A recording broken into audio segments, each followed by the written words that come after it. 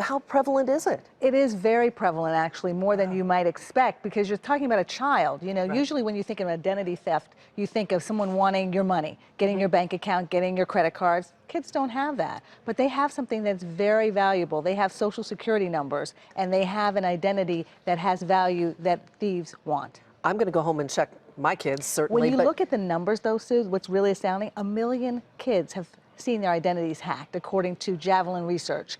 And many of those are kids under the age of 8. And when we talk about how much money that is, it's about $2,300 per theft that occurs. And that's a total of $2.6 billion in losses. Out-of-pocket costs, $540 million to try to get the families to help rectify that situation. That is stunning.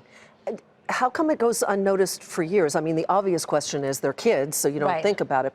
But why else do we not realize that this is going on? So banks and lenders, when they're presented with a Social Security number, your age, and your name, they don't go to Social Security Administration necessarily to verify that. They go to the credit bureaus and they check your credit score and your credit history. Even though you have a Social Security number, your name is there, you may not have a record. To them, that says that's a clean record. That's a blank slate. I see. And that is then what identity thieves want. And then they rack up debts, and often you may not find that out until you then do need to use your credit, and you find out someone's already been using it. You're already an adult by that point. Yeah, that's going to be an ugly surprise. So how do you protect your kid's identity? Well, the first thing you need to do is pay attention to who their close associates are, who have access to their Social Security numbers.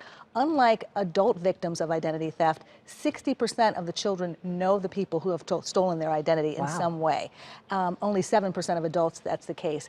Also, you want to look at their online activity. Many of the kids who are bullied are often then victims of identity theft. 9 times as many people who are victims of online bullying are then victims again of identity theft. So that's something to think about as well. And then the other thing to do is think about freezing your child's credit. Already you're wondering, well, they may not even have a credit report. Find out for sure that they do not have a credit report with one of the major credit bureaus. Go to Experian, Equifax, TransUnion, and then also contact them and see how you can perhaps establish a credit file for them and freeze that until they're of an age where they really need it. Okay, so say my child's identity has been stolen.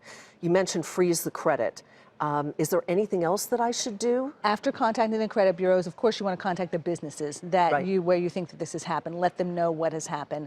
The Federal Trade Commission has an identity theft website with steps and things that you need to do. Go there, file a report as well, and contact your local police. Let them know what has happened. That's a great idea.